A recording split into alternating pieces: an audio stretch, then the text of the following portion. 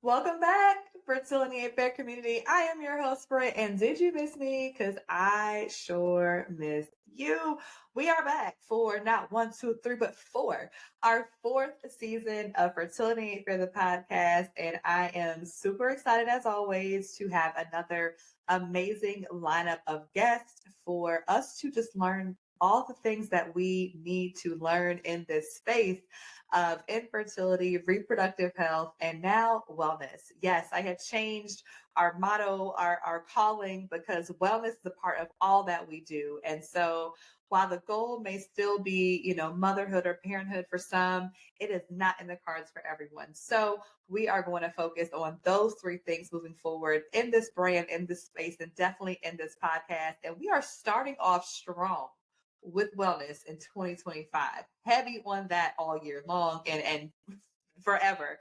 So I have an amazing two-parter.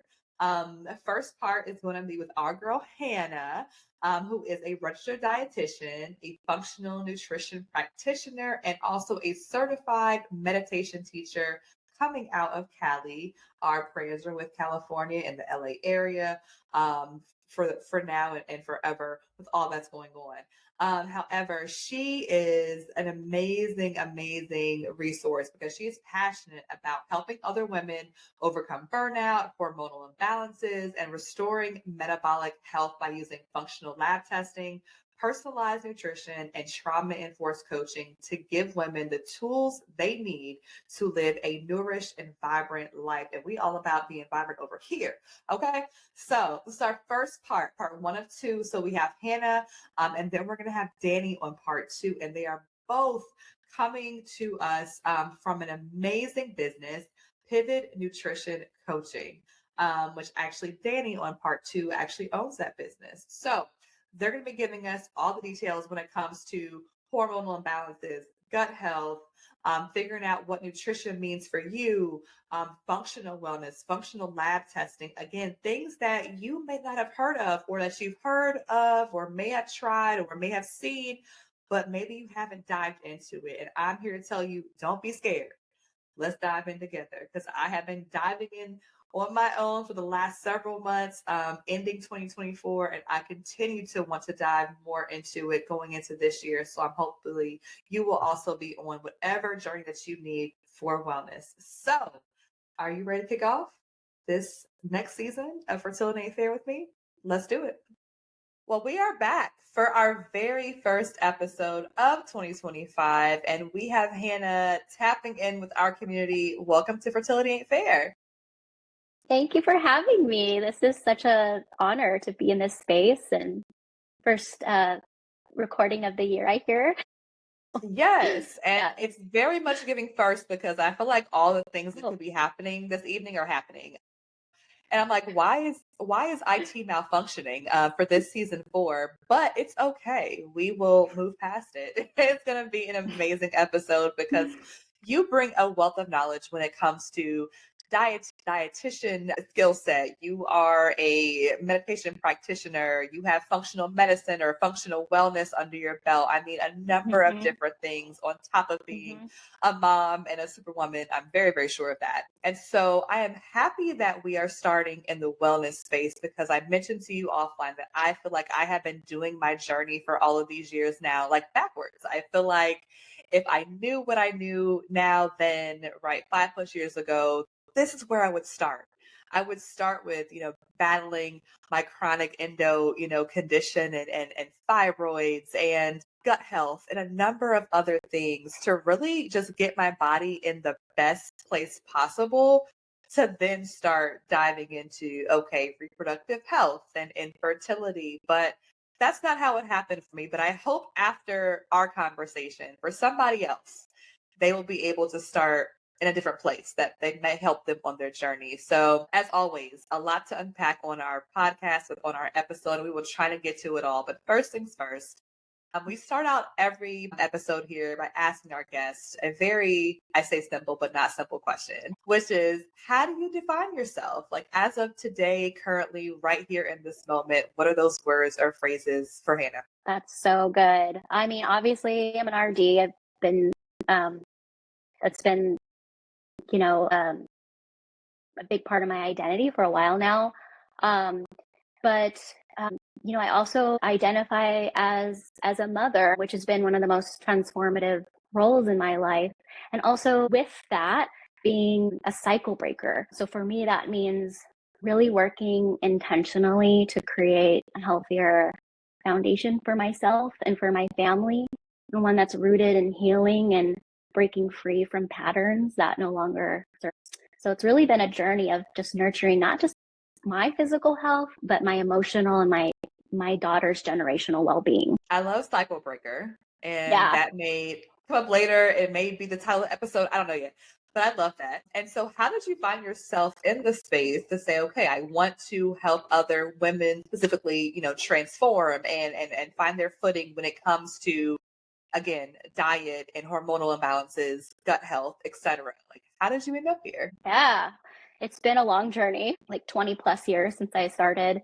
But I started my career in the clinical space, like so many RDs do. And I just had that deep desire to connect with others in a meaningful way and make a lasting impact on their health. But, shortly after becoming a mom, and I had, two under two, I started to have a more personal journey with autoimmunity, which I think really brought a unique perspective, despite having the normal lab results and I, just not getting any answers.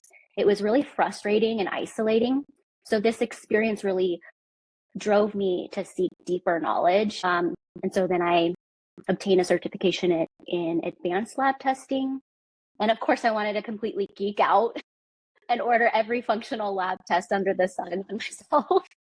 And I was able to uncover a lot of factors that was driving my autoimmunity. And after that, I was like, man, this is really the missing link in our healthcare, especially for women. And so I decided to leave that sick care model behind, and I started my own private practice. And I became really skilled at interpreting functional labs and identifying root causes for my clients, which was incredibly rewarding. So many of the women that I worked with, I would hear time and time again, validated and empowered they felt. But then about a year into running my own practice, I realized that there was something else kind of sort of missing. Many of my clients, they were doing like all the right things nutritionally, maybe some lifestyle wise, yet they were still feeling stuck, like there was this disconnect. And I recognized the need to address nervous system regulation as part of their healing journey. Whether their goal was to just feel better, optimize fertility, maybe body recomp or gut health. I just wanted to combine all of my clinical expertise with tools that could support deeper transformation. So then I pursued the coaching certification in spiritual psychology and became a meditation teacher. And then that really allowed me to integrate those practices that really help my clients integrate and regulate their nervous system in a more practical, sustainable way. Really like supporting my clients' overall metabolic health from like a holistic approach. That's impressive, number one. But I love so much of what you said, because it is really, one, it's frustrating. You don't know what you don't know. These are not things that you're being taught right at your primary care. We didn't learn these things in health class. We have no, like, you just don't know. And for me, so for the last, I would say, definitely the back half of 2024, but I mean, I think all of last year, my goal was to really dive deep into these things. So, right. So getting a nutritionist for the very first time, getting these functional lab tests and figuring Yeah. out, okay, these exist. How come no one's, talking about them? How come they're not covered by insurance a lot of times, Right. right? But Yeah. but getting away from the sick model that you mentioned and getting to a place of, I can heal so many different things if I just know what's happening throughout my entire body, all of my systems, and how they all connect and integrate. So again, along with being frustrating, it's also been, I'm also like geeked out about it, because I'm like, oh my God, telling all my friends, most of my girlfriends, mostly, like, hey y'all, did you know we could do this? We could ask for this, you could pay for this, you could find this person, all these different things. Mm-hmm. They're like, no, I had Mm-hmm. no idea. And so you mentioned at the end of that metabolic health. And that was Yeah. one of the first things that I wanted to address, because I read the bio. lot, I was like, okay, now I know what that means. I know what that means. But metabolic health, let's talk about that. Yeah, talk What about it. is a quick definition? What, how can we define that for just us folk getting into it? Yeah. Um, it's so funny you mentioned that. I mean, a lot of people, when they hear the word metabolism, they just think it's like, oh, my ability to burn off the cookies that I ate after dinner. Or, you may hear someone say, I could just like look at the cookies and gain weight because my metabolism is so slow, or vice versa. But when we talk about metabolic health, we're really referring to the body's ability to maintain balance or homeostasis when faced with external factors like stress, diet, or environmental changes. So metabolic health is intricately connected to hormone health because our hormones play a key role in regulating metabolic processes. Thank you. All on the same page to just start it. And so going back to how that plays a role in like nutrition, because again, I think to your point, like we're thinking like, hey, I'm eating all the right things. We're all like bombarded with, I'm in marketing, so messaging about what to eat and have your kale and do your smoothie and get your powder, and there's just so much out there, right? And it's overwhelming and it can be just a lot. And I think there's also something that's like supplementing yourself, whatever. And we're adding things to our plans, but we also have no idea what's actually happening in our body. And so I know when I first went to my nutritionist, two things. I did a food kind of inflammatory test, which was already eye-opening off Mm-hmm. the bat. And then because it was things that were good for you, right? I had like apple on there and I had like, different green vegetables on there and things that you would not, again, you're not being told are not good for your body. And again, for everyone's body is different. And so I think when we use this general kind of nutrition is this, it doesn't make sense because everyone's body is different. But Yeah. how does nutrition really impact or affect like certain conditions, like an inflammatory condition or like an autoimmune condition? And, Mm-hmm. without speaking to, specific conditions, we'd be here for the next probably 3 weeks. I can go You into know, depth about like every right. single And yeah. and we will get to how you can reach out to Hannah at the very end. But how does that affect it, on a day-to-day basis, even if we're doing all the quote unquote right things? Yeah. I mean, nutrition really plays more of a foundational role in managing these conditions because it helps address underlying drivers like inflammation, hormonal imbalances, and gut health. I know you mentioned that was another thing you were struggling with earlier. But, like for example, for PCOS, really ensuring adequate calorie intake and balanced macronutrients is really key. Stabilizing blood sugar, creating safety in the body for hormone production and ovulation. Maybe like for more like other conditions like endometriosis or autoimmunity, we'd be like focusing a lot on reducing inflammatory triggers like excess sugar, alcohol, caffeine, while really emphasizing anti-inflammatory and nutrient-dense foods to manage pain and inflammation. And then, gut health is another critical area because, the majority of our immune system resides in the gut. So, including gut-friendly foods, fermented vegetables, lots of like a wide variety of plant fibers, red polyphenols, leafy greens, bone broth even. It can really help support a healthy gut lining, beneficial bacteria. And this is really important because a compromised gut barrier, like we often refer that as leaky gut, that can really exacerbate an autoimmune condition and trigger those immune responses like you saw in the testing that you did, right? Because like food is like rarely a root cause. It has more to do with the environment of your gut and how you're able to tolerate foods.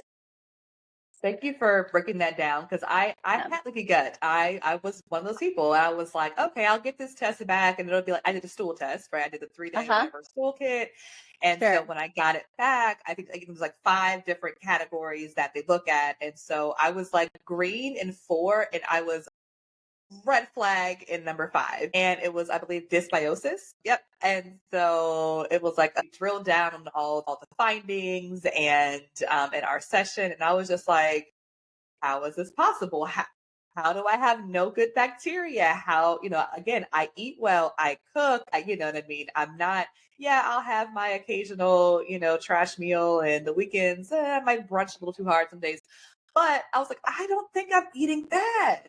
And so, it was really a journey of, okay, removing, right? So doing the elimination diet first, just to kind of remove, at that point, I felt like everything from my Mhm. diet. And then, adding back things that did not harm me. And then again, sticking with the anti-inflammatory, kind of mandates.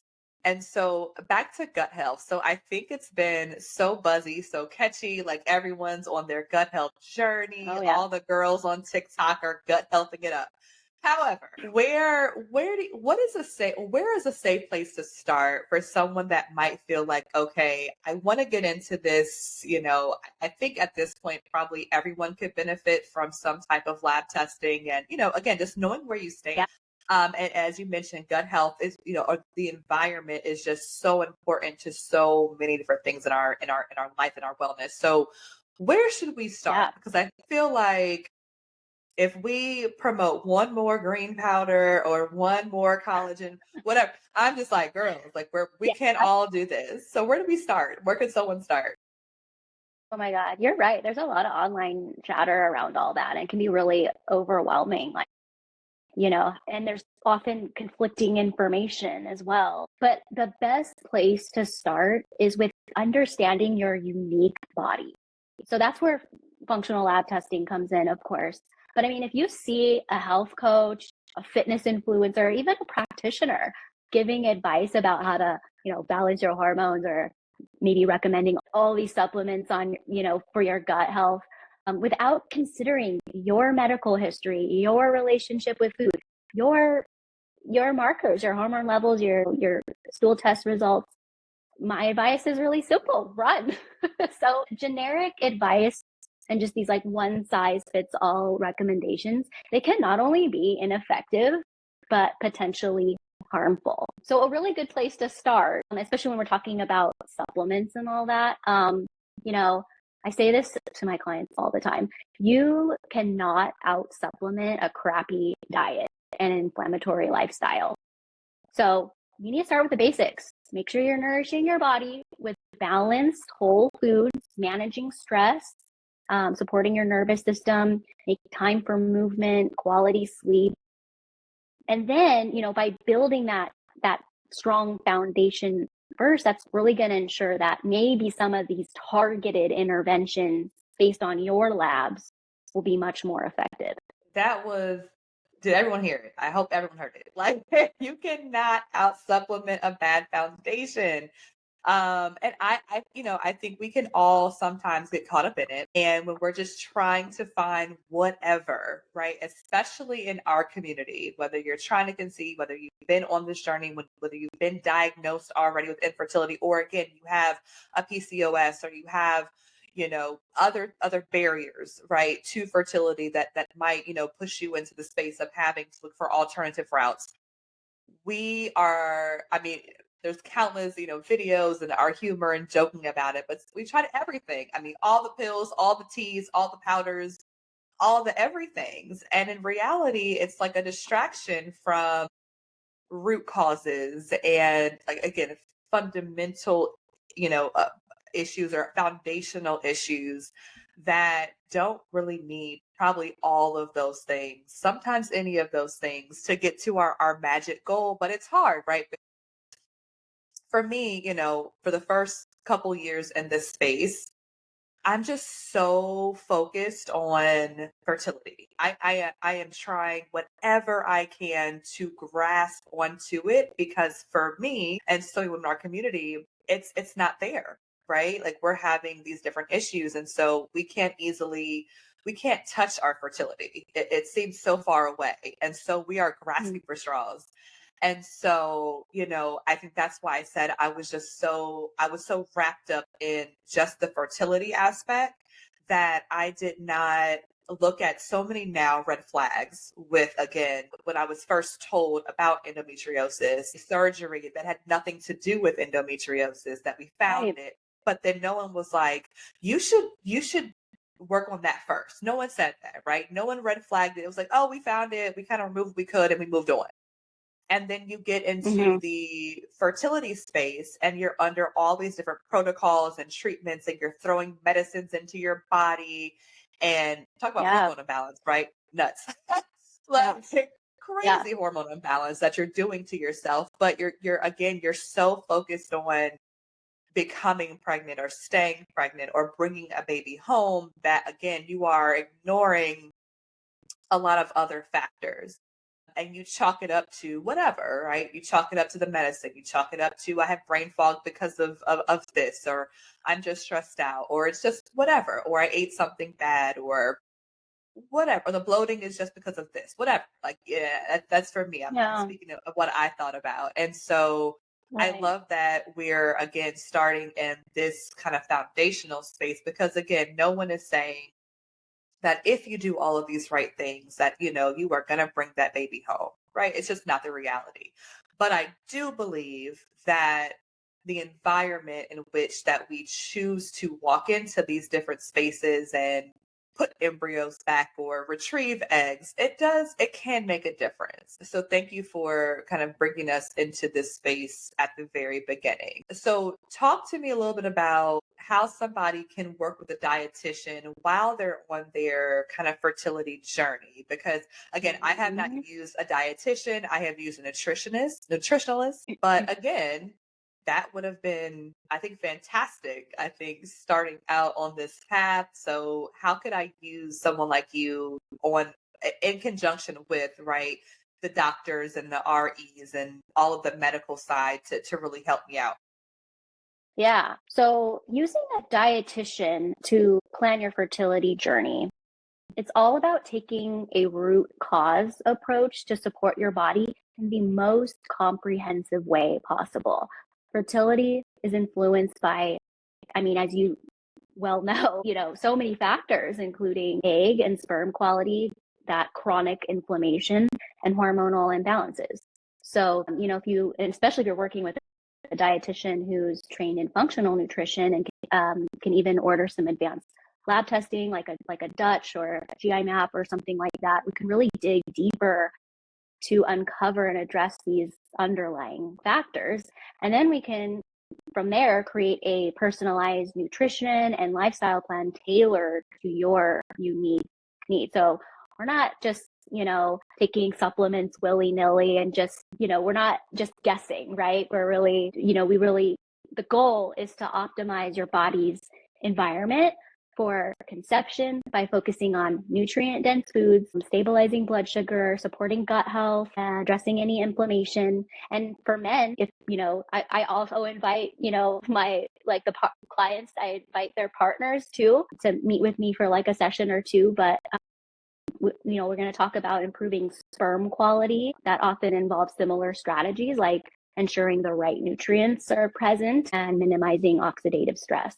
So it's not just about what you eat, but really creating a more holistic plan that makes your body feel supported and ready for conception. And these are the things that I think are critical, again, in general, for general wellness, but also for our community because we need that full team. And again, I think I talked to a lot of women in the space, and again, I was also one of them, where we are kind of like the passengers in this journey instead of like the drivers, because we're like, I don't know, like I'm not Mm. a specialist, I don't know, I am leaning on them to know exactly what it is that I need to do and all of that. But, I was told a while ago, their job is to get you pregnant.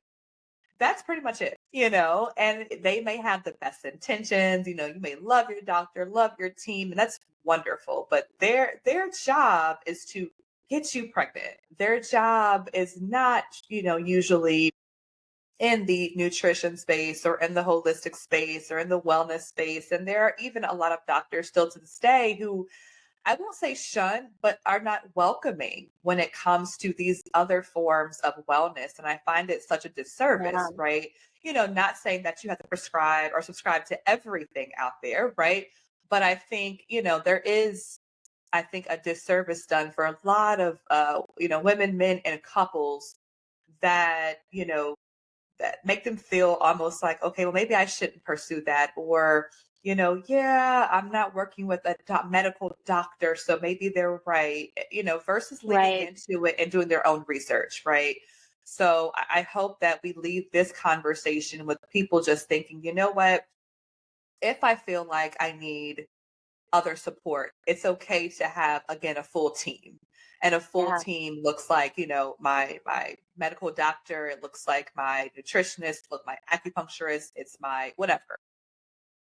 Because I think it really can take all of these things to make us whole, in places where, we just aren't whole. And I want to touch on, I saw burnout in your bio. ooh, And yeah, and I wanted to touch on it. I thought about it literally right before we kind of hop on the call, quite honestly. And I know we discuss burnout a lot when it comes to professional life and work, right? Or just like personal life and lifing. But I want to talk about it also because burnout can also manifest in this journey, and you can just find yourself, again, very similar to a job. This feels like a job some seasons, there mhm, some years it has felt like a third job. And because you're learning, you're educating yourself, you're learning on the job, you're you're building a skill set of things that you never thought you were ever going to need to know,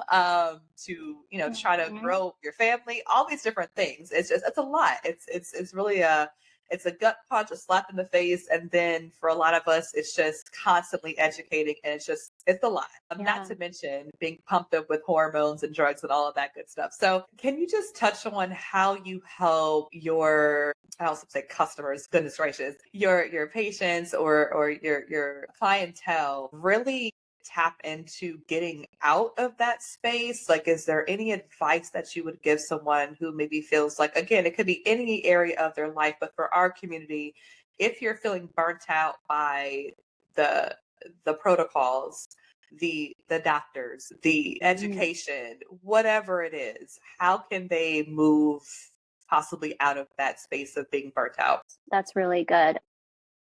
And like we just can't like, I mean, that is my typical client. They tend to be pretty driven, pretty type A, a lot of things going on, like with their fertility journey, like you mentioned. And even like on top of that, they have jobs. So, usually we're seeing a lot of hormonal chaos as a result of some of these compounding stressors in their lives. It's it's important that we're also talking about stress management, because when we're talking about women's hormones and women's health, we we have to we have to remember that it always comes down to creating safety in the body. So whether that's making sure we're eating enough and getting those nutrients in to just kind of tell our hormones like, hey, like we could be manufacturing these hormones, we could be optimizing our fertility this way. But really it's about making sure like we're like, because we can't just like up and leave our jobs, right? We can't like, there's a lot of factors that we can't control here. So just focusing on the things that you can control, like your nutrition and even your sleep too. Your sleep and circadian rhythm also plays a really big role. Has any practitioner that you've worked with, whether that's like a nutritionist or a doctor, ever talked to you about supporting your circadian rhythm or anything like No, that? the answer is no. I mean, the very generic, like, make sure you get good rest and, listen to your body. And yes, but absolutely not to that. So what does that actually mean? Yeah, I mean, when we talk about circadian rhythm, that's 24-hour body clock that all the cells of your body operate on, and things like digestion and hormone production, even detoxification are all on that 24-hour clock. So if our circadian rhythm is disrupted, those really fundamental tasks are disrupted too. So that's really where we see the connection between circadian rhythm stressors and hormones. You even see it showing up in blood sugar control. So if we have one night of bad sleep, we have an even harder time keeping our blood sugars in control the following day.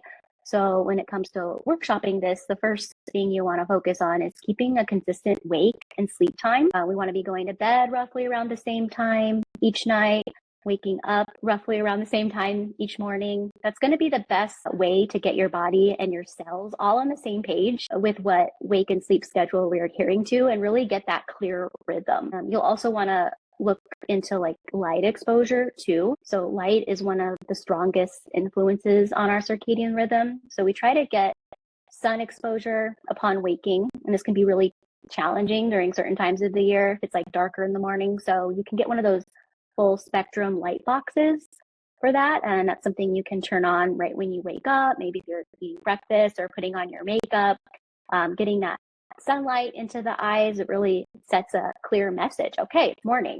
We can start the clock. We also mitigate light into our eyes from blue light. So we really want to watch all the messages telling our brain that it's nighttime, it's time for sleep. Blue light from screens and technology can get really messy with whether or not we're producing enough melatonin or supporting our circadian rhythm. So, once we've significantly reduced blue light exposure at night, we can start thinking about our sleeping environment that would promote deep sleep. So like I always say, cold, dark, and quiet. And it might mean reducing the temperature to 68 degrees, using blackout shades or an eye mask, or possibly using a white noise machine. Yeah. So sleep is really a big one that we talk about in practice. And, nervous system regulation too is another big one, because cortisol plays a big role in blood sugar balance, and our adrenal glands producing our sex hormones and things like that. So it's all connected. I think that's what I just want everyone to really always remember. Like, it's literally all connected, because I think, again, we go to, different doctors for everything, and everything is so like siloed, right? And so I think, one of the most frustrating things in the journey has been trying to get everyone on the same page at the same time. It's been really, really hard, right? It's been really hard to get, you're already to listen to, a nutritionist, and, listen, it's an acupuncturist, and listen to, just trying to get every single thing lined up perfectly it's hurting cats. But I have found in I would say, kind of small windows where I felt like I was doing that, I have found that I have felt better, and I have, I have had less fatigue, and I have had less brain fog, and I have, lost weight that I didn't even think I was going to lose. Like, that's always a good surprise. But I've been more clear, and I've been able to find more information and ask different questions, and I felt empowered, really, because I felt, okay, I'm getting you all together individually, and now I'm going to do my best to explain to you, why I brought you all here. And so I know it can be a lot. Again, to your point, we have life, we have, family, we have other conditions or other things happening. And so it is so much on our plates at all times. But I think, again, if you are able to find people like yourself, and you're able to dive into these different, functional lab tests, and you're able to at least get the information, again, do with it what you are able to. Again, I was like, okay, I gotta pick a couple at a time, because they were a little bit pricey for me, and I was like, okay, again, rent fertility is already expensive, and life is expensive, and whatever else. But but picking, hey, telling them, I could do 2 of these. Which 2 do you think, based on all that we've talked about, are my starting points? Where should I start? That was really helpful. And then going and creating plans based on what we know from these 2, and then say, okay, maybe in the next 6 months or a year, I can add on this one, because the Dutch test is also on my list. I want to do the Dutch test series. Yeah. Yeah. It's my favorite functional lab test to run in practice. Yeah. Yeah. Yes. I mean, I'm excited. It just helps us get a lot more specific, a lot more personalized, and helps us give us some answers to some questions which would have, would have been left unanswered if we were just looking at blood work alone. So Yeah. definitely worth the investment. For sure. And for those of you who don't know, Google it. But can you just tell us quickly what a Dutch test is? I think, again, this might be one of the tests that I think, again, is very beneficial in general, but definitely beneficial if you are finding yourself kind of either starting the journey or kind of circling and things are not clicking or connecting. This might be one. Again, it has to be, and for me, it's been hard because, again, when you're on protocols and you're on hormonal medications, obviously it may not be the right time to do this test. But Right. if you find yourself in a break, or if you are intentionally taking your break to relieve burnout, or because you just need it, because I've had to take multiple breaks over the last several years. Yeah. Some that I chose, some that I didn't choose. But yeah, what is that test and what does it show? Yeah. So Dutch, it stands for Dried Urine Testing and Comprehensive Hormones. And it's a very unique way to look at hormones because traditionally, before this test was available, you would have to rely on blood work for hormones and saliva for cortisol, which was okay, but not great. When we look at urine, we're not just looking at the production of hormones, but the way they are being broken down throughout the body and metabolized. So, for example, looking at estrogen metabolism as a nutrition professional, I may see 3 clients with estrogen dominance, but their root causes are all going to be different based on how that estrogen is being metabolized. So, like I said, this testing really helps us get a lot more specific and helps us answer a lot more questions. And for my girls who are at the fertility clinic, you're like, well, I do that all the time. They pull labs on me every time I go in there. It's not the same thing. As Hannah mentioned, this goes way deeper. It is not your surface level, kind of quick snapshot of where your hormones are from what they need and what they're looking at from the blood work. Because I know when I first heard about it, I was like, well, can I just use the information that I get from there? Because I literally, at this point, they have so much of my blood, like who knows what happens to it. But I was like, they're like, no, it's very, very different. It's very in depth. It's going to give us a lot of information. So please do not Right. think it's the same thing as your every other day or every week a blood draw. So Right. Right. yeah. Yeah. So as we look to wrap up, because I know we can talk forever, and I would love to, as a geek out with you, because at this point I'm just like I'm here for it. I'm here for Oh, more we need to. information. Yes, like I'm here for it. listen, and we might have to do this again. But what is something that you want to leave with our community, specifically as we look at fertility and infertility and just reproductive health, and as a whole? Ooh.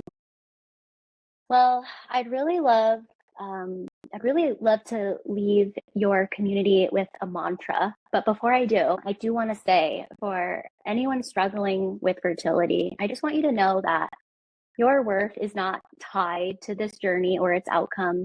And it's easy to feel overwhelmed or defeated, but your body is not broken. It's just doing its best to communicate what it needs.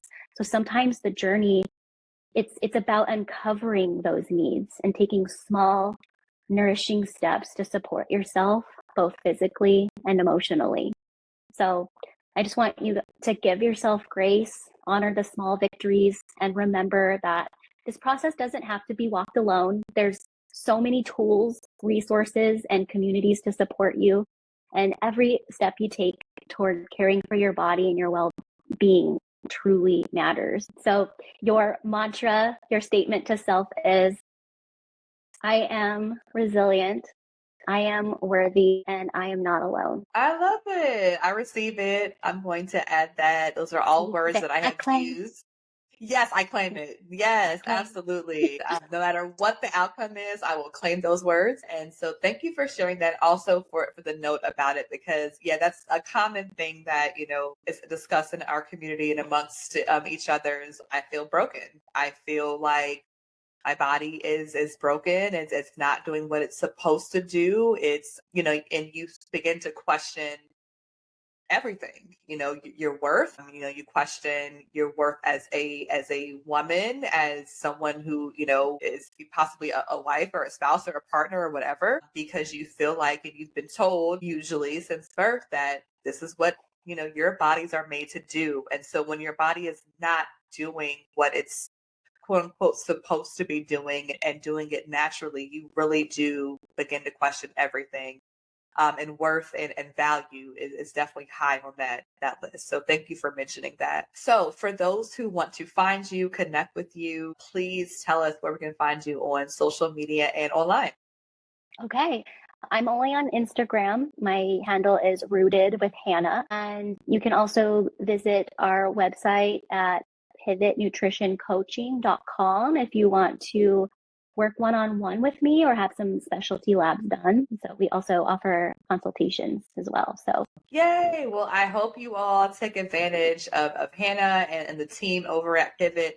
This is actually part 1 of 2. So on the next episode, we are having another amazing guest from Pivot Consulting who is going to be doing more diving into the functional testing, looking at PCOS specifically, and diving deeper into those topics. So if you were thinking like, I need some more, well, come on back for our next episode. But Hannah, thank you so much for being a part of our community, and thank you for shining a light on the foundation, the building blocks of what all this is from the inside out. So thank you for your time. So that wraps us up on this episode of Fertility for the podcast. Again, I'm your host, Britt, and thank you, Hannah, for joining our community and for being now a Fertility Ain't Fair resource. If you want to know more, if you have questions, if you need a dietitian, if you're looking for functional lab testing, that's our girl. That's our girl. Hannah's our girl. And also stick around because we have another episode coming up soon. Part 2 of our wellness and functional lab testing will be with Danny, the owner of Pivot Nutrition Coaching. And she is also going to be able to drop some gems and things for us to know and to add to our wellness plan, right? No matter where you are in your journey, right? This is about just overall wellness, no matter what the outcome is, no matter where you are on your fertility journey. This is about being well and creating the best environment and having the best foundation possible for whatever comes next. So with that being said, make sure to check us out on our IG at Fertility Fair. Reach out, say hello, send me a topic that you want to hear about this season. Send me a guest, tag someone who might be a great guest for the podcast. Always looking for more people to join us and chit chat and give us some hope, give us some realness, give us some honest conversations, because that's what we're always here to do. In the meantime, until our next episode, as I always tell you guys, I am your forever friend in fertility. Stay hopeful.